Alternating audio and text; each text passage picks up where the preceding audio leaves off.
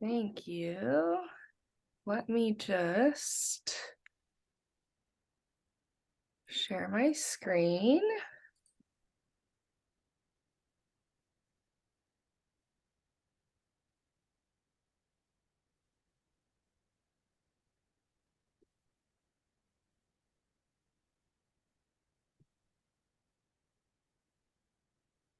Sorry, my Zoom is being a little weird, but working on it.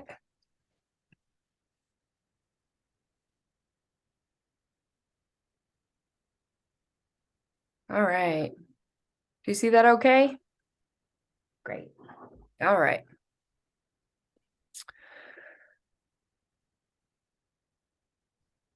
All right. Well, thank you, Anita, for that introduction.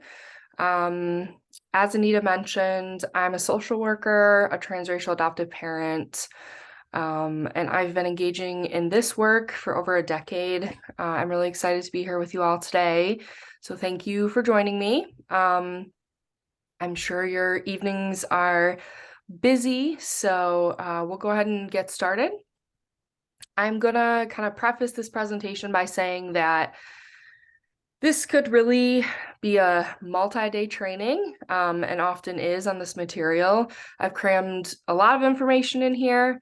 So I'm gonna have questions, time for questions at the end, but I will send out the PowerPoint so that you have that, so don't feel like you have to, write every detail down as we go along.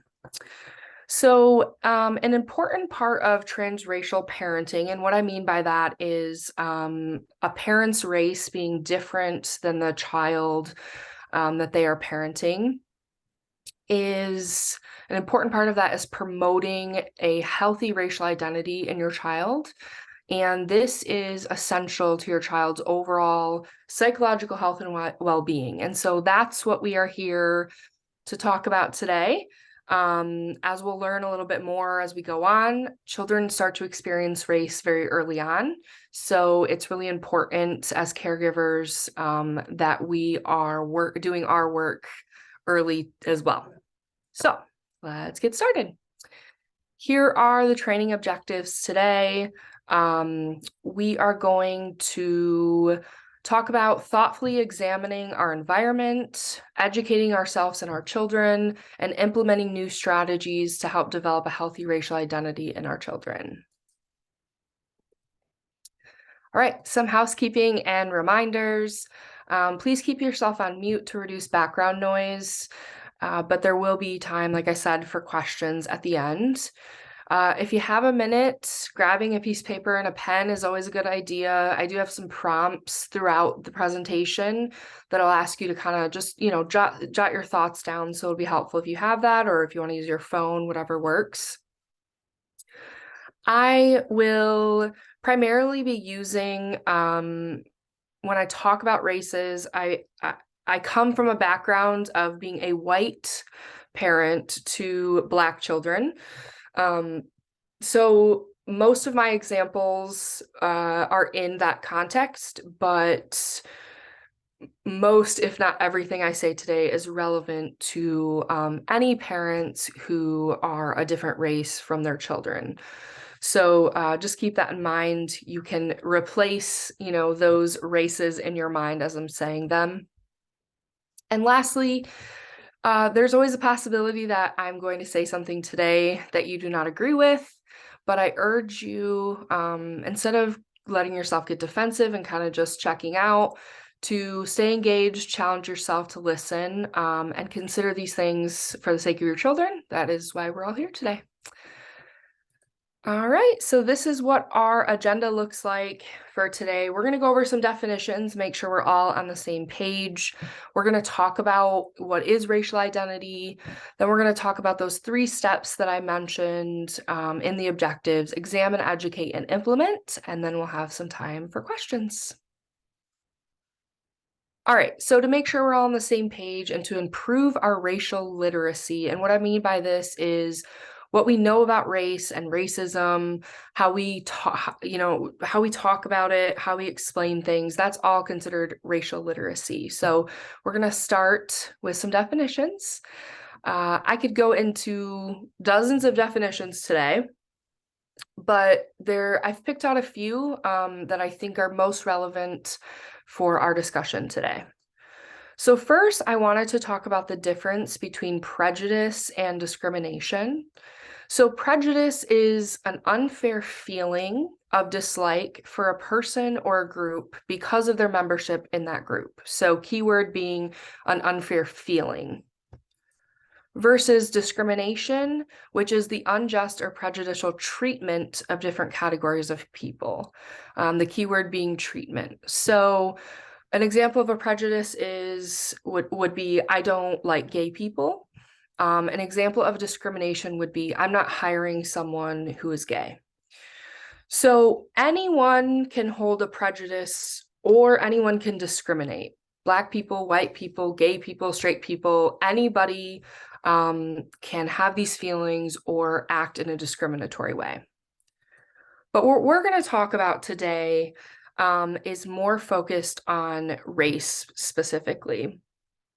So the definition we'll use today is race is the idea that the human species is divided into distinct groups on the basis of inherited physical differences.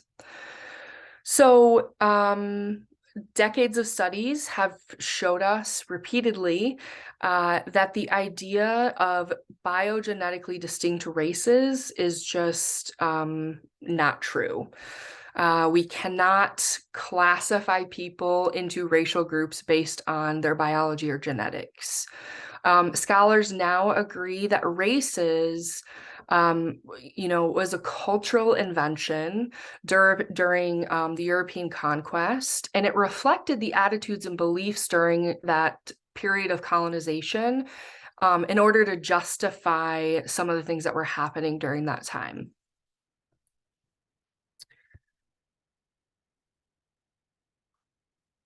So now I'd like to talk about racism.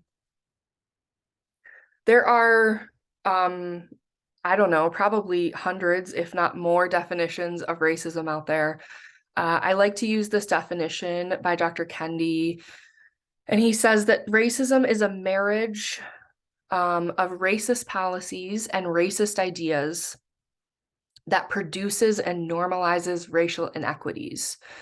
So when we're talking about racist policies, I'm talking about anything that either creates or sustains racial inequity between groups.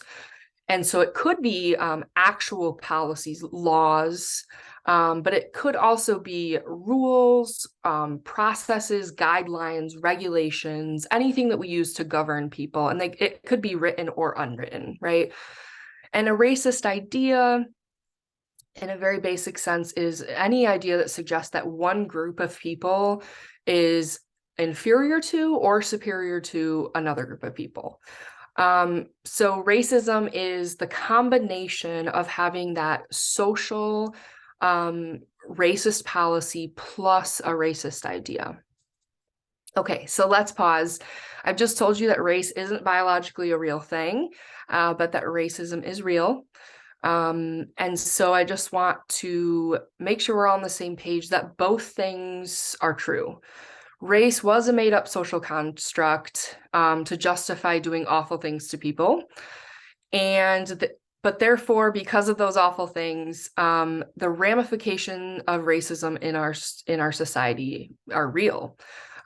So bringing it back to our children, it is possible to teach our children that race exists as a power construct devised to divide people and justify exploitive practices and policies, and that it doesn't exist as a meaningful biological reality.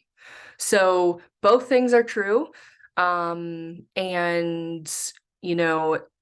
we can talk to our children about both of those things. All right, so now we are going to take it a little bit deeper. And this is where we really start to dig in to our own beliefs and ideas and other people's beliefs and ideas. So we're going to take it slow. We're going to work through this slide. It's a lot of information, but it's really important. So in my experience, people tend to talk about people as either being racist or not racist. But in reality, it's much more complicated than that. And so we're going to explore this a little bit more. As a white person, it can be sometimes harder to spot different types of racism because that's not a lived experience that we've had. And sometimes it can be hard to address them. So many people, in my experience, see racism as an overt, cruel act against people of color. Because of that, we often will defend or give the benefit of the doubt to people that we see as good people who do racist things. But if we only see racism as overt, cruel acts, we only see racism as slavery and white supremacists, shooting up a Black church, we're going to miss so many things that our children are going to face in life. And because of that, I want to talk to you about the different types of beliefs and ideas on race. So it's easier for us to understand policies and behaviors that we may encounter that are racist, but not violent. And this is going to give you a framework, I hope, for understanding racist beliefs and ideas in your child's life. So again, Dr. Kendi, he's a professor, award-winning author, and he talks about 3 categories of beliefs and ideas on race. I have added a 4th, not because I think that I am on Dr. Kendi's level, but just to make it relevant for parents, especially white parents who are parenting children of color. I feel like we need to take it a step further. So I've kind of added on a level for us to explore. All right. So the first type of belief or idea on race gets categorized as a segregationist view. And a segregationist belief or idea believes that racial groups are genetically different, and that people of color, because of that, are permanently inferior. And this means they don't believe that there's any, possibility of change or anything like that. And so this often leads to segregation, incarceration, violence, slavery, deportation, things like that. Often, so those things are real and scary, but often people with these beliefs, they often never admit them out loud. Because they're smart enough to know that, to know how it sounds and to know it may be perceived in a certain way or have certain consequences. So in my experience, what this often looks like is instead, they live and work separate from people of color. They see them as threats. And, often people live in rural areas that are all white. I grew up in a city like this, and I find that this is often what I see when we talk about segregationist beliefs and ideas on race. The second one is assimilationist. And assimilationist views and beliefs on race believe that people of color are culturally and or behaviorally inferior. This is much more common. This is what I see the most. People with these beliefs feel that people of color can be good if they are educated, helped, changed. The view is, I'm not racist. I just don't like when Black people do this. And so this often leads to behaviors of people trying to change, educate, or civilize people of color. And we've seen this throughout our history. The third level is for beliefs and ideas is anti-racist. And this is when the beliefs are that racial groups are equal and valid, even though they're different.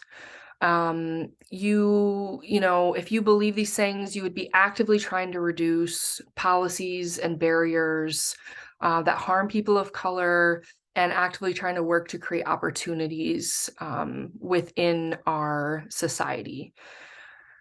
This is not simply not being racist. This to me is about being actively against racism.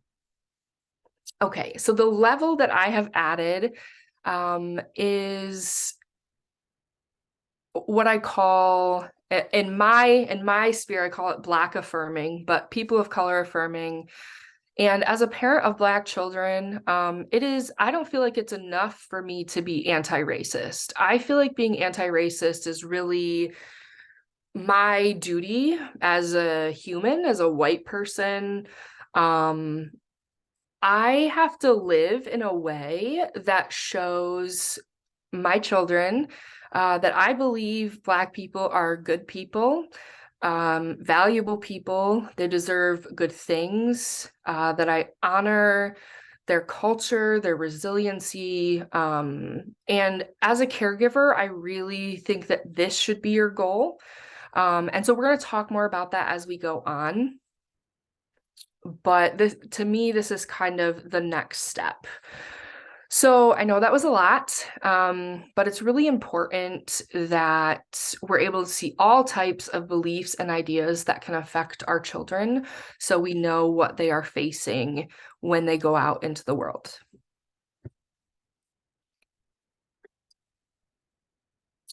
So this quote by Dr. Kendi is an important reframe that I want you to think about. He says, racist and anti-racist don't describe who a person is in an absolute sense. They describe us from moment to moment based on what we're doing and why we're doing it. Racist and anti-racist are descriptive terms, not fixed categories, not identities. So what I want you to take away from this is it's not as simple as this person is racist or not racist. Am I a racist? No. Have I done racist things? Have I supported racist policies? Of course, we all have. We live in America, right? And so when we kind of take that off and say, you know, that doesn't have to be that person's whole identity. That moment or that behavior that they're in could be a racist behavior, but that doesn't mean that that is their whole identity as a person. Okay, so now that we got the basics under our belt, I want to get into talking about what is racial identity. So I'd like you to, if you're able, to kind of take a piece of paper, take your phone out, and just jot down a few words. What comes to mind when I say racial identity? Like, what does that mean to you? So I'll just give you a few seconds. If I say you need to make sure your child has a healthy racial identity, what does that mean to you? Okay, I'll tell you what it means to me. Racial identity is a multidimensional construct that includes three things. The first being the strength of one's identification with one's racial group. So, for example, for my kids, do they identify as being Black? Do they talk about being a part of the community? You know, when somebody asks them, what is your race? Do they say I'm Black, or I'm biracial, or what does that look like? The second piece of racial identity is a sense of attachment to other group members. So do they feel a part of the community? Do they feel like they belong as a Black person? And the third is an evaluation of group membership. So how do they feel about their race? How do they feel? How much do they like being a part of their race? often, and this is specific to transracial adoption, but I certainly see it with parents who are parenting children, of a different race than them, but maybe, they're biracial with another parent, is often they say, I don't like being, I want to be the same as you. I don't like being Black or Latino or Arab or Indian, right? And so that's kind of this third piece of racial identity. So why is this important? Why are we here today? Why are we talking about it? Kids with a positive or healthy, I use those words interchangeably, racial identity are more likely to. There are many, many studies out there, and so I've just kind of combined them so you can see, but they're more likely to have higher resilience, higher self-efficacy. So do they think they can do things? Do they think they're capable? Higher self-esteem and higher school grades. They're more likely to have improved problem-solving skills, better recall of facts, and improved behavior in school. And they're more likely to recognize bias for what it is, and less likely to believe that they deserve to be discriminated against, right? If your child understands the strength and beauty of their race, and then people are calling that into question, they're more likely to be like, no, that's on you. I don't deserve to be treated like that. So how young is too young to talk about race? Many studies have shown that children notice race way before adults think they do. I often see caregivers that I speak with waiting until children are like 5. That's kind of the minimum. But we know that children begin experiencing race very young. So let's go through this graphic. The writing is very small. I apologize for that. So at birth, babies look equally at all faces, but by about 3 months, babies prefer caregivers. They prefer people that match the race of their caregivers. So they're noticing race. They don't, they obviously don't have a complicated view on it, but they're noticing it. By 2 years old, and by 30 months, children start to use race to reason about people's behaviors, and they start to use race to choose playmates. At 4 to 5 years, we see that expressions of racial prejudice often peak at 4 to 5. By kindergarten, children show many of the same racial attitudes held by adults in our culture, and they've already learned to associate some groups with higher status than others. While in research, Black and Latinx children show no preference toward their own groups, as compared to white children at this age who are more likely to be strongly biased in favor of whiteness. By 5 to 7 years old, having explicit conversations with these children about interracial friendships can dramatically improve their racial attitudes in as little as a single week. So we can see that children experience race from a very young age, and whether you talk about it or not, they are already starting to create their own ideas and associations from what they hear, from what they don't hear. And so we have to start our work early as well. So it's never too young. That's my answer. So there are predominantly four main types of racial socialization. And when I say racial socialization, I'm talking about this process of helping your child learn about race, learn about themselves, learn about racism, things like that. So the first one is promotion of mistrust, which is often communicated by parents, not directly, but it's often communicated in like warnings or cautions to children about other racial groups. So, for example, saying things like, be careful around those kids, or, where are those kids' parents? They need rules. They need, they need somebody to look after them, or that's a bad school. That's a bad area. That's a bad neighborhood. And kids see that when you say those things, you're predominantly, you're talking about people of color. And so they make those associations. The second way that parents tend to socialize their children around race is called colorblindness. I'm sure you've all heard about this at this point, but this is referring to when caregivers actively avoid any mention of race or racism in discussions with their children. And they think that by doing that, they can stop their kids from seeing race. Like, we're all the human race, color doesn't matter, things like that. But in reality, all they're doing is stopping their kids from learning about race and racism from them, right? A problem undiagnosed is a problem untreated.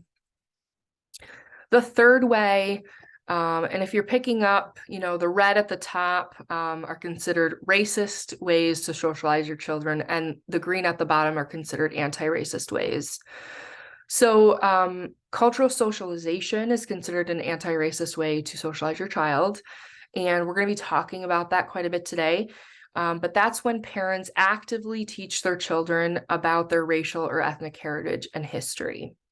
And then the last is preparation for racism. So preparing our children for all sorts of trying, uncomfortable, menacing aspects of our world that they're going to encounter in order to protect them. So we're going to talk a little bit more about this, but I just kind of want to leave you with, where do you think thus far that you fall in terms of your racial socialization with your kids? You don't have to answer it. Please don't. But just, because we're not able to have those discussions today, but just think about, where do you typically fall when you are socializing your child on this topic? If you don't talk about race, they're going to still learn about it, right? Like I've mentioned, it's likely not going to be what you want them to learn.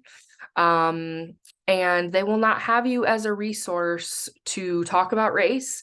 It gives you no grounds to celebrate or promote that positive racial identity. If you do talk about race, you are laying the groundwork for them to better understand the complexities of race and racism in our society.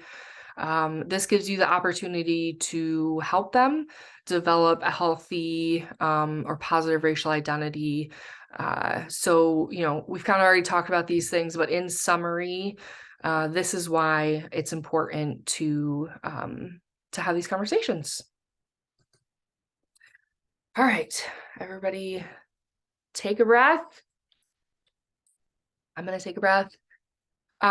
So we've talked about definitions. We've talked about what is racial identity, why is it important, and now we're going to get into examining, educating, and implementing. So kind of those 3 steps that we talked about. In order to promote a positive racial identity, which we all agree, we understand the importance, we all agree that that's what we're doing moving forward, right?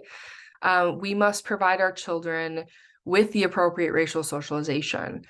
We need to tell our kids that we see the racial dynamics in our society.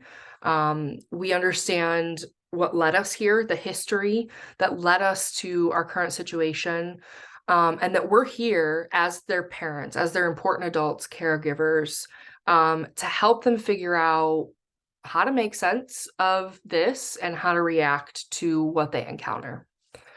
So let's get into those 3 steps The first we're going to talk about is examining. You know, even if we are doing our best, the world around us is still teaching our children that Black and brown equals less. We have to be the one to combat those messages. And the only way to do that is to start by really first examining our own environment, our own approaches to race and parenting, our core beliefs, our own biases. So again, I wish that we could be together for all day so we could really dig into some of this, but I want you to kind of just take these important points and run with them. So do your work after this webinar. The first thing I want to talk to you about is whether or not we believe it, we are all raised in this society. We are all raised in a society that is built on the belief that white is superior. It's embedded in our laws, our culture, our media, right? We are educated by a history that was written by a certain group of people. And no matter who you are, how much work you've done, you still hold beliefs that are founded in racism. And, that doesn't mean that that you would act on them. It doesn't mean you love your children any less. It's just the reality. It doesn't even mean that you're conscious of them. What's most important is recognizing them so that we can address it. So, implicit bias the definition is the attitudes or stereotypes that affect our understanding, actions, and decisions in an unconscious manner. So this test through Harvard has been out for quite some time. So you probably have heard of it. You may have taken it. But if not, I did link it here. You also can just, Google Harvard implicit bias test. And you can choose the different categories and identities in which you kind of take this test on. And basically what it's trying to do is it's trying to understand what are those unconscious views that we have about two groups of people. So this can be done on race, gender, immigration status, like a ton of things now. They've expanded it. But I hope that you will go take this at some point. And, when I took this a decade ago or more during my grad school career, I was shocked, maybe horrified is the right word. I was like, but I'm a good person. I don't have these beliefs. And, it showed me that unconsciously, because of the society that we live in, that I did have some biases, right? And so, I recommend taking it if you haven't already. Besides your unconscious stuff, looking at your conscious decisions. So taking a look at your own personal life. Do you have friends that are people of color? Do you support causes that are important to people of color? Do you support people of color owned businesses? And if the answer to any of these is no, or not enough, or, whatever, then ask yourself, why not? Probably you're going to have a lot of reasons like, well, I don't know about them. There's not many in my area, but I want you to kind of pause and say like, but I'm an intelligent, resourceful person. So like, why am I not doing that? And then this is a big question, but I like to pose it because someone posed it to me before I had chosen to adopt Black children.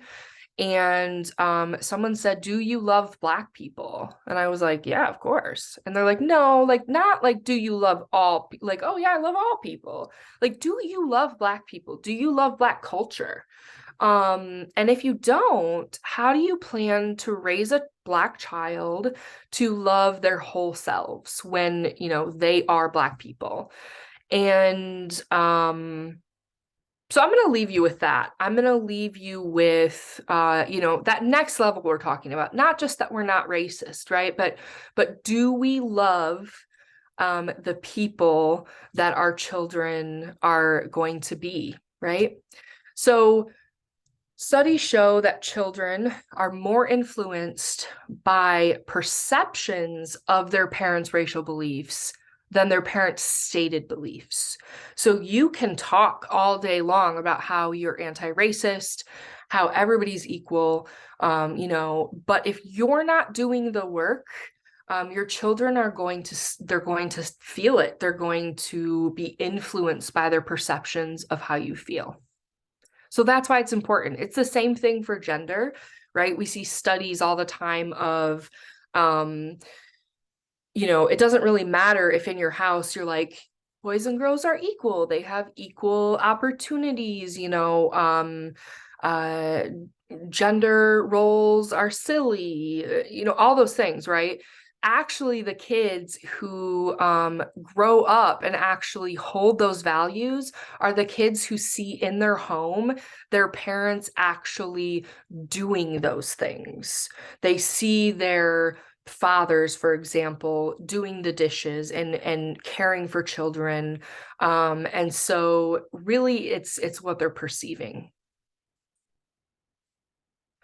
All right. It is important that our children see themselves in our world, in our environment.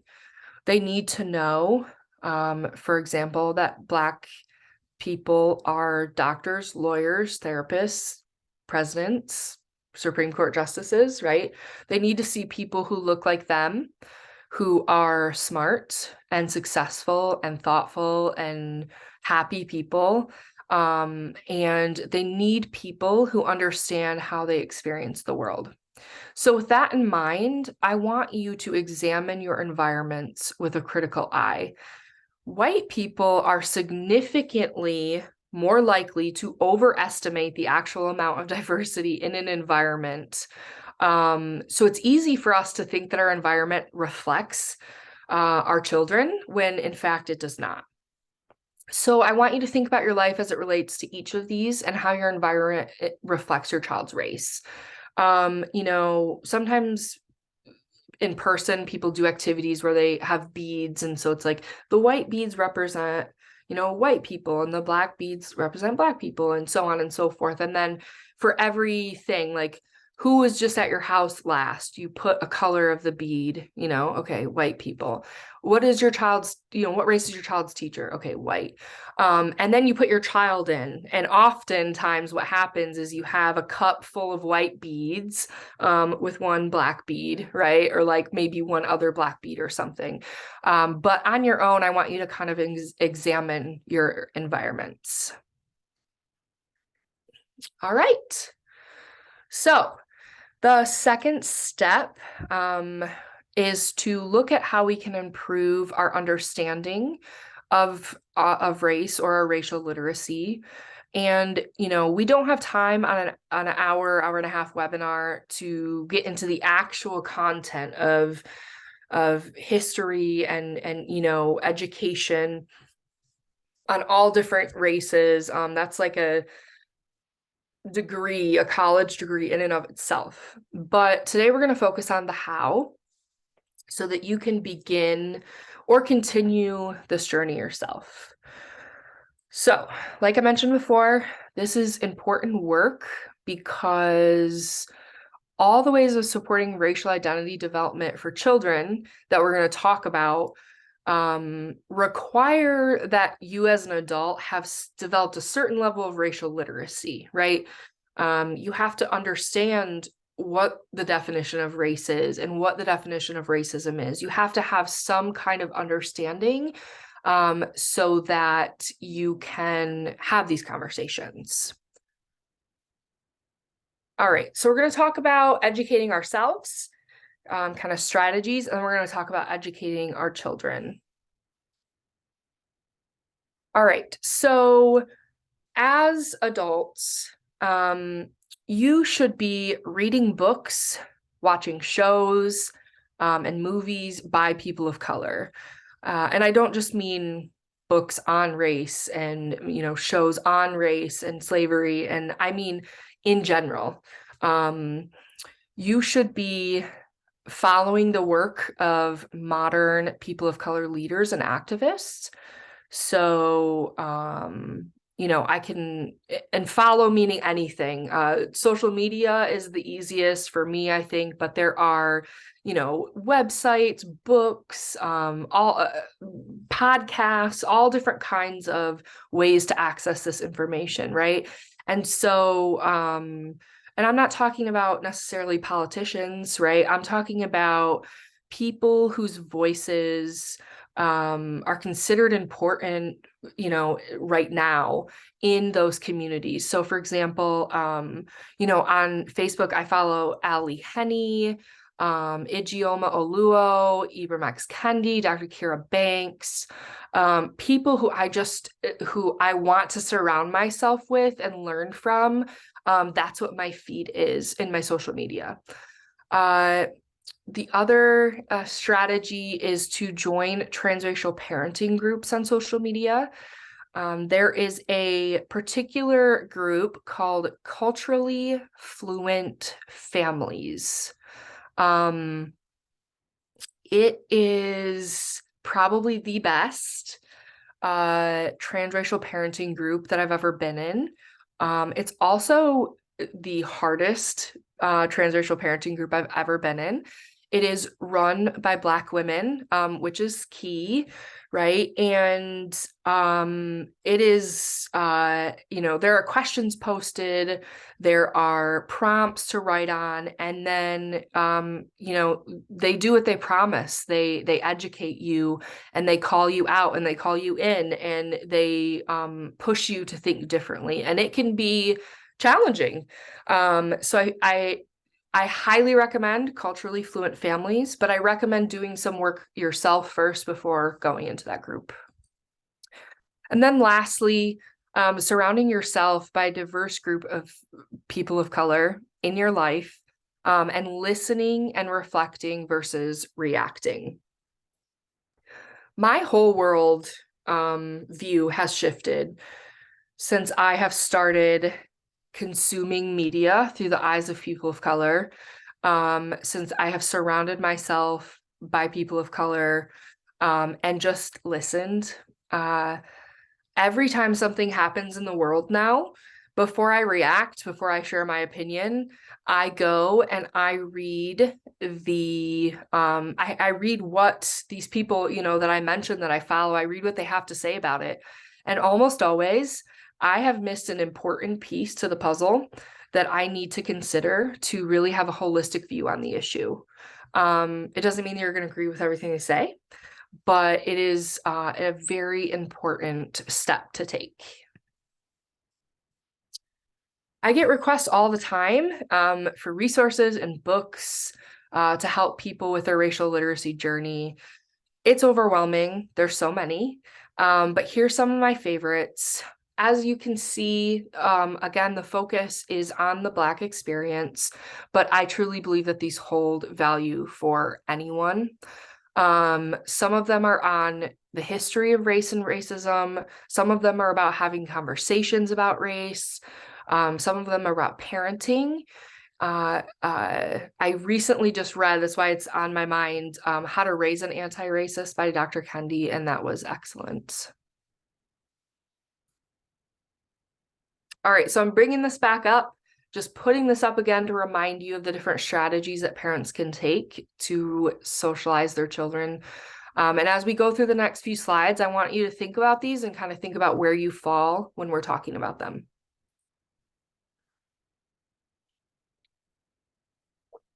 All right, we're about 45 minutes in. I know I'm just talking at you. Thank you for your attention and interest. So we're going to start now on talking about educating your children. And, it is very unlikely that your child is going to receive a complete and truthful education on race. We as parents are going to have to be prepared to do this work with our children. So here are some tips and strategies that I want you to consider. Start early.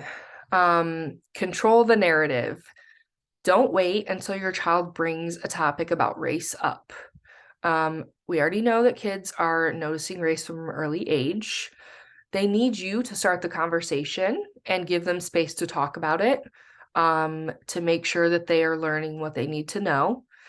And you really need to have these conversations before harder things start to happen, because what you don't want to do is have something happen at school, have something happen in the news or media, and then you don't have any context or a base to work from. So you're trying to both explain race and racism, and the dynamics in society and what happened, right? It's just too much. So we want to start early, and we want to control what our children are hearing about. Ask questions to see where your kids are. This can help you figure out where to start. Like, what do you know, have you ever heard, depending on the age of your kid, right? Have you ever heard about race? Like, do you know what race is? Do you know that people have different colors of skin? Like, what do you know about that? Tell me about that. Children are often ready to have these conversations before we are, before we think they are.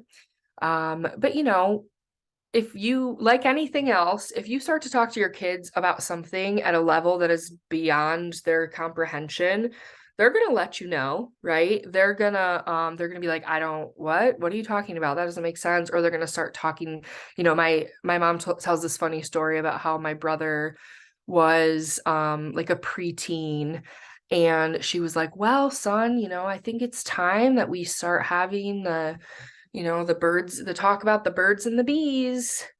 And my brother was like, Mom, I know a lot more about insects than you think I do. And my mom was like, okay, maybe not. Maybe he's not quite he's not quite there, right? Um, Acknowledge their feelings. There will likely be a lot of feelings happening during these conversations. Don't try to diminish them. Don't try to make them feel better. Just acknowledge what your child is feeling and let them know that it's normal. Like anything else, when talking with children, these conversations happen over a lifetime, right? You don't have to get it in this weekend. But if you start early, you can kind of just continue to build on their knowledge as you go.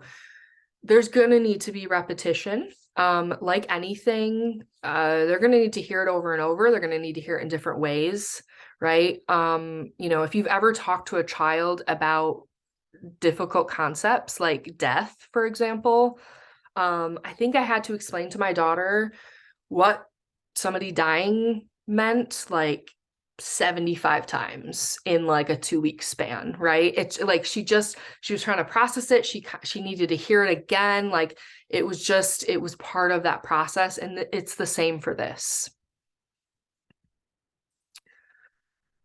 All right, be honest. Don't lie to make them feel better. But it's okay to keep it age appropriate. It's okay to leave out details for now. It's okay to say, you know, that's an adult problem, and we're going to talk about this more as you get older. And even though you probably want to, don't make promises that you can't keep. You can't make racial injustice go away. You can't protect them from racism. And so you want to focus on the things you can do. And so we're going to talk a little bit more about this later. All right. So now let's focus on specifically on children of color for a bit. This information, this is not an exhaustive list by any means, but these are the things that I've found are often missing when white parents are talking to their children of color about race. So people of color's history did not start when white people enter the picture, right? Mexican history did not start when Europeans arrived in Mexico. Black history did not start with slavery. Colonization, slavery, genocide, all of these things interrupted the history of people of color. So don't just tell your children about slavery, right? Black history started in Africa. It started with an intelligent people who were scientists and business owners and doctors and farmers and teachers and engineers and inventors, and those people were stolen and enslaved, right? This interrupted their history. So your child's history is not only slavery. The other kind of point I like to make that people seem to miss is go beyond MLK. And what I mean by that is Dr. King is an important part of our history. But the few people that your children study in history in school is not enough. And often, specifically Dr. King's legacy has been whitewashed, meaning that the only thing that's taught about him is things that white people are comfortable with, his calls for nonviolence or for coming together. And while these things are important, his legacy is much bigger than that, right?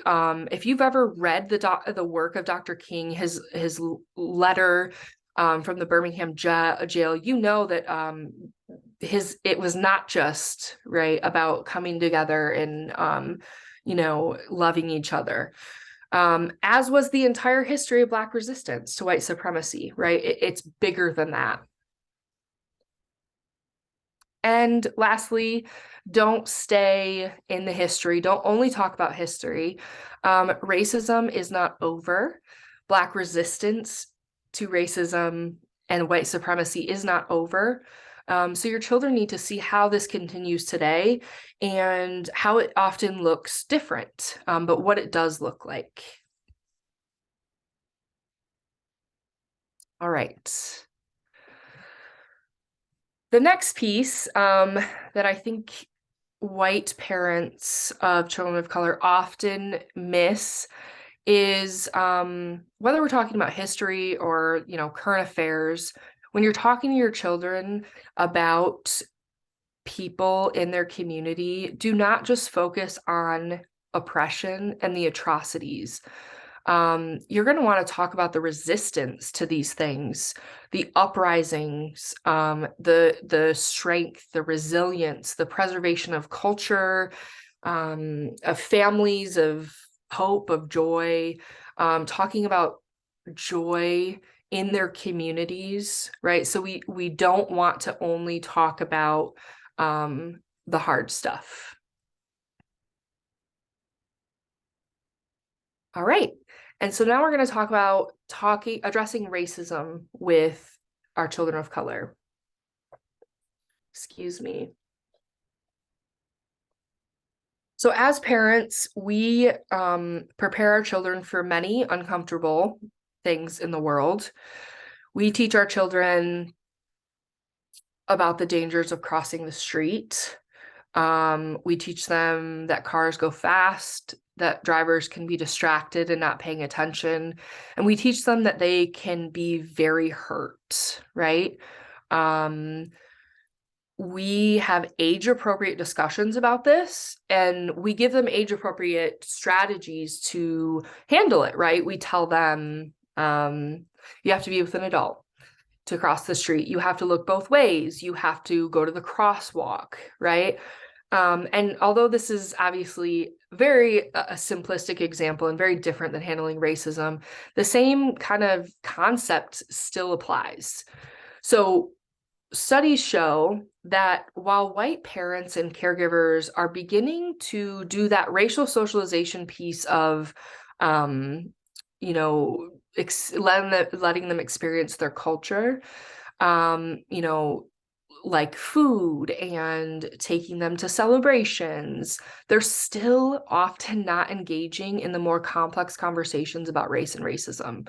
And so children of color as adults are reporting that, they felt like they couldn't bring these topics up because it was never a topic that was discussed. It felt taboo. And so they were just kind of left to navigate these things on their own or to find other people to help them navigate, right? So we need to have these conversations. And again, just some things that I think are important to point out as you are talking to your children of color about racism is you should always believe your child and take them seriously. Do not assume your child hasn't experienced racism just because the other person is a good person or someone you know, right? Moment to moment, people can do racist things. So always believe your child about what they experienced. Teaching strategies to children to handle racism is protecting them. Parents tell me all the time, I don't want to talk to my kids about all these terrible things in the world. I want to protect them from that. I want them to stay kids. I want them to, be innocent. And like them or, I wish more than anything that I could shield my children from the effects of racism, that I could make racism go away. That's obviously not possible. But what you can do to protect them is to teach them strategies to handle racism. And remember, don't be afraid to not know. You're not going to have all the answers. You are not a person of color, or you're not the same race as your child. So you don't necessarily know what they're experiencing, how they're experiencing it, right? It's okay not to know. Don't avoid the conversation because you have to wait until you get it completely right. If you don't know, you can say things like, let me think more about that. Or, you know what, let's research that together. That's a great question. Let's look into that more. Or let's ask someone, trusted that may know this. So here are some resources, some books, an easy way to start to, I won't say easy, but I find that a helpful way to start to have these conversations with your children is through books. And the list is unending. There's so many wonderful books out there now. Basically, for every topic you need, almost there is a book out there. But here's some that I wanted to highlight. Some are talking about history, some are talking about experiences that your child might have related to their race, their hair, their names. I want to do a special shout out to Born on the Water. It is the most powerful children's book that I have ever read. You're going to want to read it first before you read it with your kids. There's a lot going on, a lot to unpack, a lot to process. The first time I read it, I cried. And yeah, so I highly recommend it, but I also highly recommend reading it first and kind of preparing yourself for the questions that are going to come. Okay, so we talked about educating children of color, kind of some of the strategies and things to watch out for. But I also wanted to talk about educating your white children on race. And while some of these conversations can and should be had together with children of color and white children, speaking about race and racism and racial identity will look different depending on if you are white or a person of color, right? So if you have any white siblings, cousins, friends, anybody like that you have influence over that's going to be in your child's life, there are a few things that I think are important to point out. All right, so there we go. Focus on allyship. So as you talk to your kids about race and racism, you're going to want your white children, you're going to want to include the history of white allyship. Hearing about all of the terrible things that white people did can be hard for children, and can leave children feeling things, guilt, shame. But it's important to give them another alternative. And so, there are many white allies throughout history that have contributed to important causes to people of color. I recently learned about a woman named Laura Smith Haviland, who helped organize the Logan Female Anti-Slavery Society. which was the first anti-slavery organization in Michigan. And she and her husband founded the first racially integrated school in Michigan. They were a part of the Underground Railroad in Michigan. And she actually personally escorted escaped enslaved people into Canada and made trips back into the South to try to get their children, right? So there are people in history that were on the right side, that did the right thing. And so it's important to also talk about these people as well. And the reason it's important is if you don't do this, you leave your white children with two options: being a bystander, so just standing by and observing what's happening, or being an oppressor, so someone who participates in racism. But if you are able to help them find a role model, somebody who is an ally, that they have an example that they can look up to, this is important. And once you kind of you learn about the history, right? Then it's really important to say, what would you do if you saw someone being mistreated? And help them make a plan, right? So my daughter learned about Ruby Bridges in school, and my niece, who is white, was having a sleepover with us, and we found out that Ruby Bridges, there was a Disney movie on it. And so I hadn't watched it. I usually like to watch things beforehand, but I didn't have a chance. So I was like, I'm just going to sit here with them, experience it with them. And, part of the way through, I stopped the movie and I said, they were both outraged. And I said, what would you guys do if this happened at school, or if you saw a friend that was being, somebody was saying something racist towards them or excluding them or being mean to them, like, what would you do? And immediately my daughter was like, well, I would go get that person and make sure that they were safe. And my niece was like, yeah, and then I would go talk to the person who's being racist and tell them this is not acceptable, and that I'm going to talk to an adult about it. Right? So, which is beautiful, and I love them, and kids are amazing.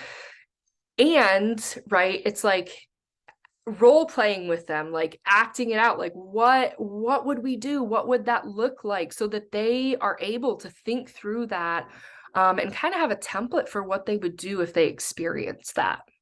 And then talk about what actions you take as a family to combat racism. Here's some books that I like to give. Again, so many, but here are some that I really like when talking to white children.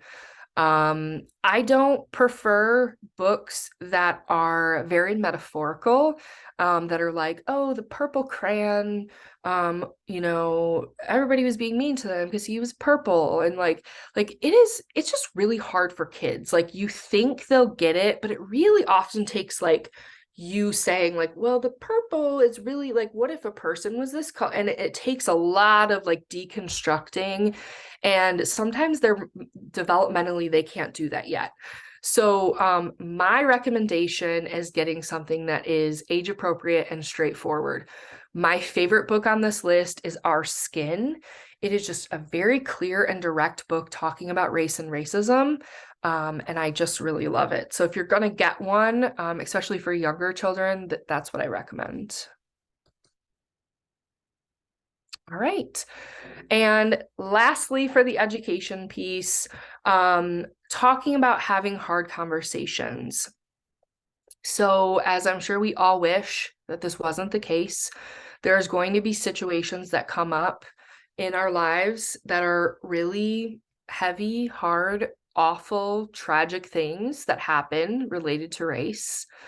And the hope is that you have done the work that we've already discussed today, before having to have these hard conversations, right? And so for the purpose of this presentation, I'm going to use the example of a Black person being shot by a white police officer. So ask a child to share what they already know about racial differences or what they already know about the situation, so that you can understand and make sure they're at kind of the base knowledge that you need to have them know. For young children, it's okay to limit to basic facts. Your children don't need to know gruesome details. They don't need to know traumatic, details about the situation or understand the complicated systems at work right this second, right? So you can limit to basic facts. Make sure that you are balancing the reality of racism with the message about the possibility of change, and the people that are working to make things better. So this always reminds me of the Mr. Rogers quote, and I can never quite remember it. I don't know why I don't just put it down, but that says something like, when I was a kid and there would be hard things that came on the news, my mom would always say, look for the helpers. And so that's kind of this concept, is like balancing that with like, there are a lot of people that don't think this okay and that are working hard, right? So most importantly, don't avoid the topic. So for example, something I would say to my child, that I have said to my child is, I know it's scary to see something like this and to know that something like this might happen, but I don't want you to worry about that. Most police officers want to help people, and most police officers never fire their guns, but sometimes it does happen. It's not okay. And a lot of people are upset about this, and a lot of people are working together to try to stop it from ever happening again. And that's it, right? You don't need to go into the details. You just kind of need to let them know that this is what happened, and we're working on it, right? So like I said, not avoiding the topic. Don't be like me. I give this presentation, I've given it for years, and I always say this, right? When George Floyd was murdered, it was during the pandemic. My daughter was doing virtual school, so she was home with me. We weren't having contact with anyone. And so I was just like, you know what? Like, we don't watch news. Like, we consume news on our computers. We don't watch it. So I'm like, she's never going to hear about this. I'm not going to traumatize her. The world is already a dumpster fire right now, right? So I didn't say anything. And about a week later, my daughter was going outside to play with our neighbor who was white with masks on, outside. And she came to the door sobbing. And she said, my friend just said, don't worry. I'll protect you if a police officer tries to shoot you. Why is a police officer going to shoot me? Like, should I come inside? Like, what's happening? And I was just like, oh no, why did I do this, right? Like, they're gonna hear about it. She was terrified, and it was not a good situation. So don't be like me, and have the conversation with your children. All right, the last step is implementing some of these. So we've talked about the first two steps: examining yourself, your approach, educating yourself and your children. And next we move to this implementation where you actually take steps to make changes and construct the life that your children need to develop that positive racial identity. Anita, I'm just assuming that we have an hour and a half, so I'm going to keep going, but if that's not the case, feel free to stop me. Cool. So to do nothing, like, I want to leave you with this idea: to do nothing in a society of injustice is to uphold racism. To do nothing in the face of racism is to be racist, right? So we have to do the things. Implementing.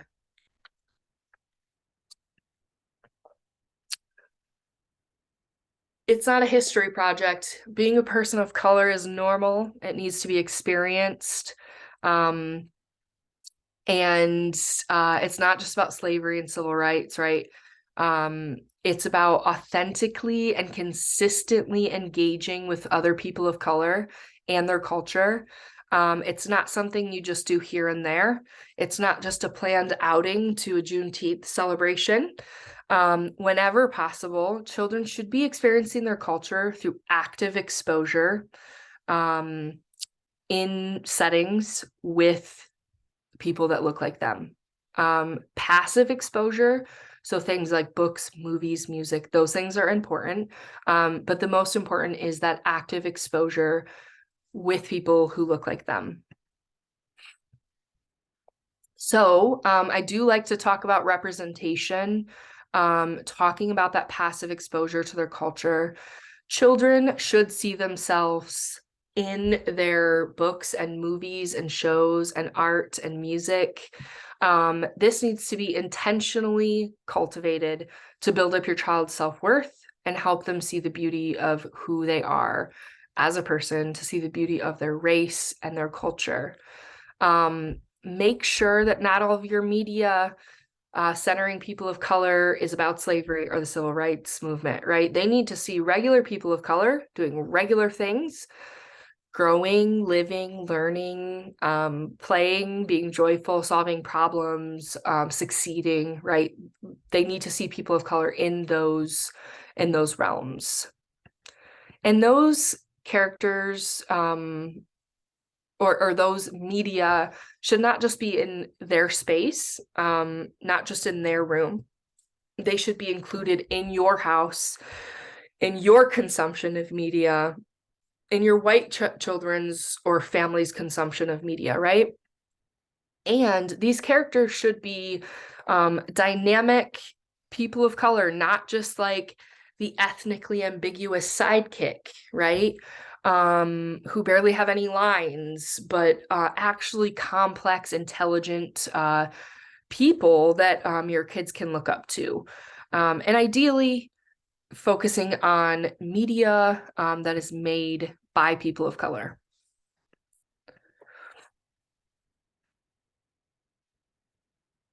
All right. We went through a similar list to this earlier about examining your environments, and the next step is to implement changes in your environment. So your child should be consistently in environments where they are not the only one or one of very few people of color.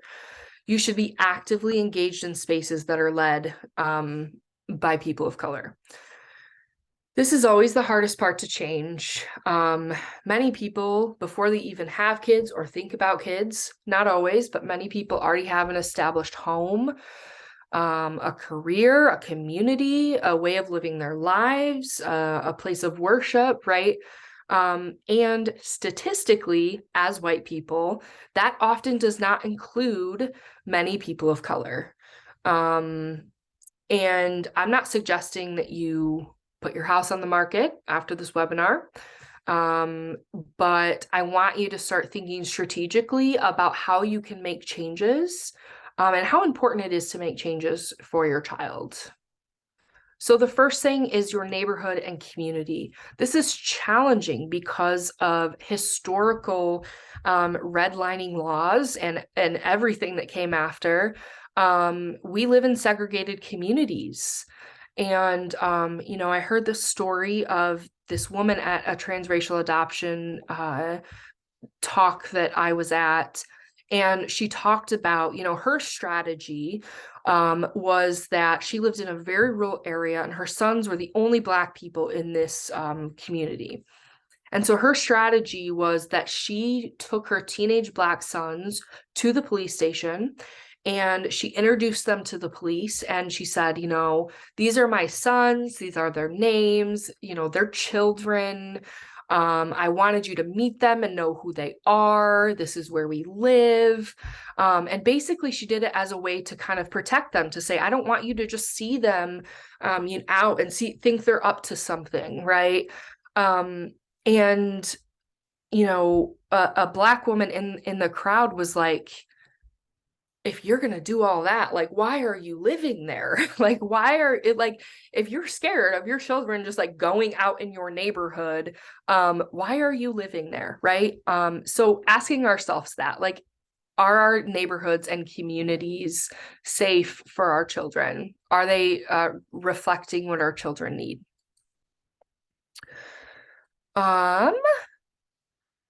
So schools.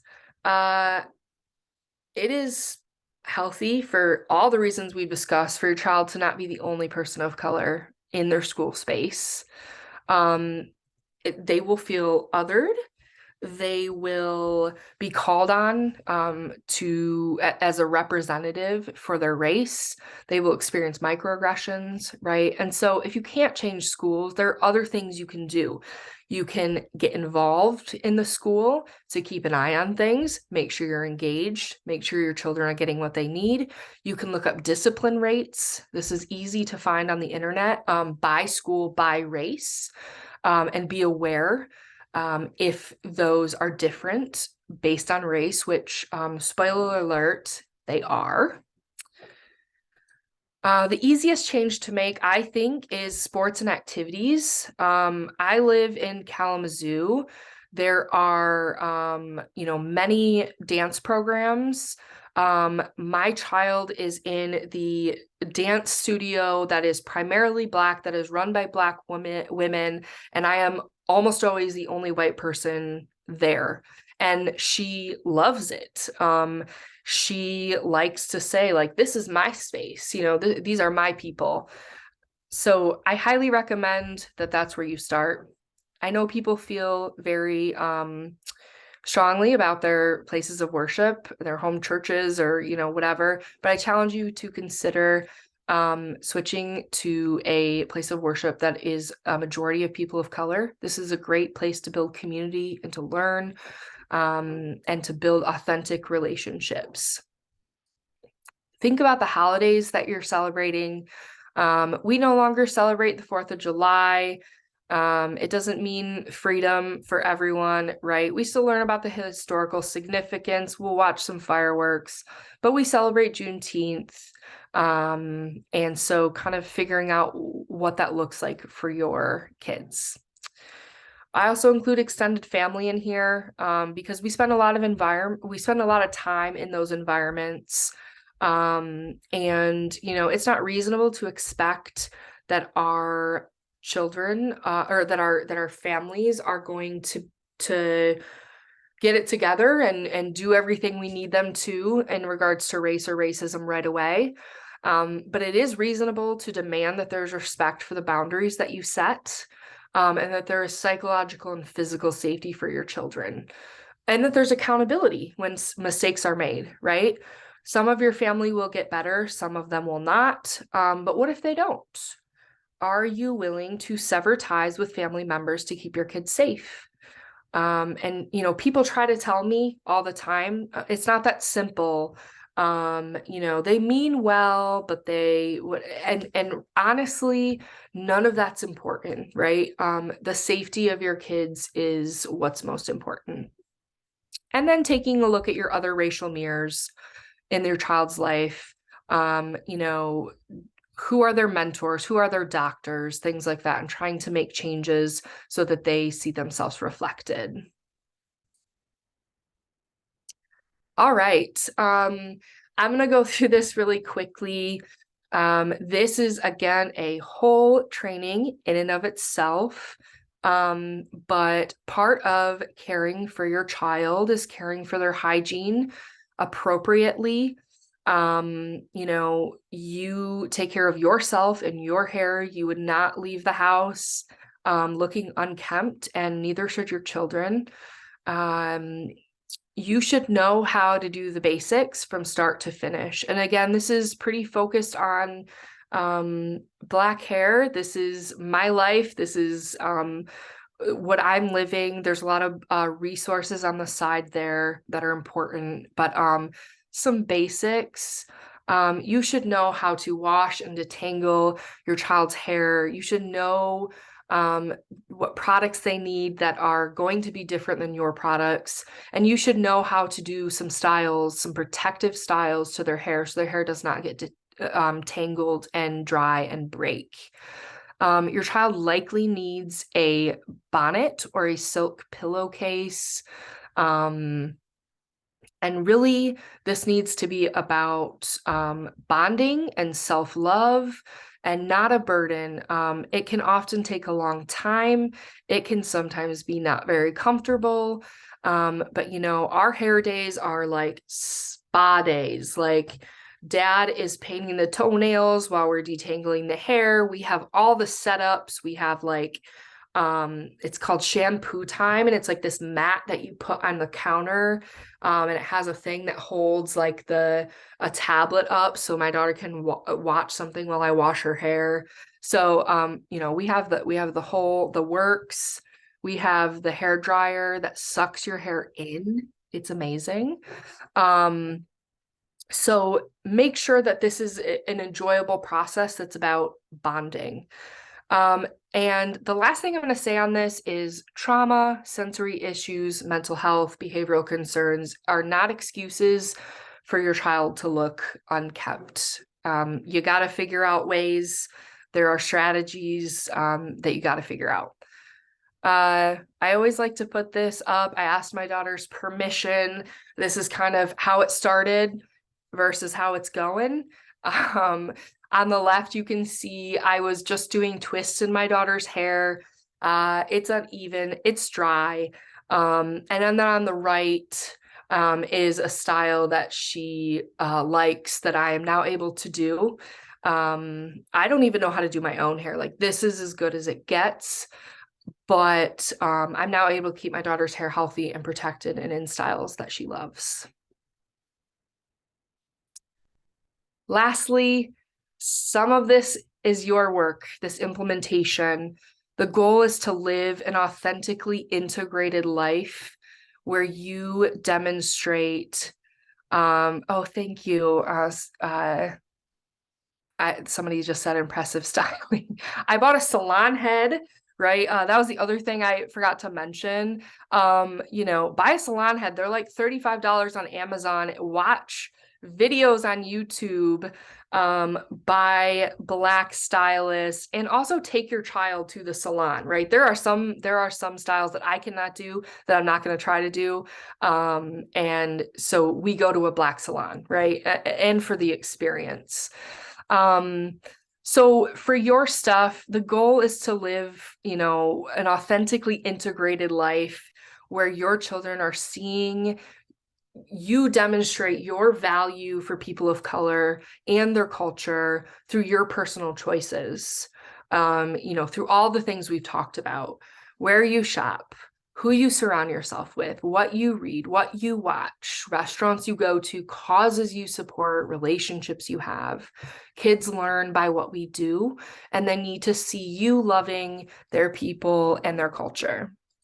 So if I had to sum up this very long, hopefully informative presentation today, it would be that the goal is for your child to be consistently immersed in people of color affirming activities and engaged in positive, authentic relationships with people in their community. So that's all I have. I can take questions now. I do have references here for anybody who's interested, but I'll send the PowerPoint out.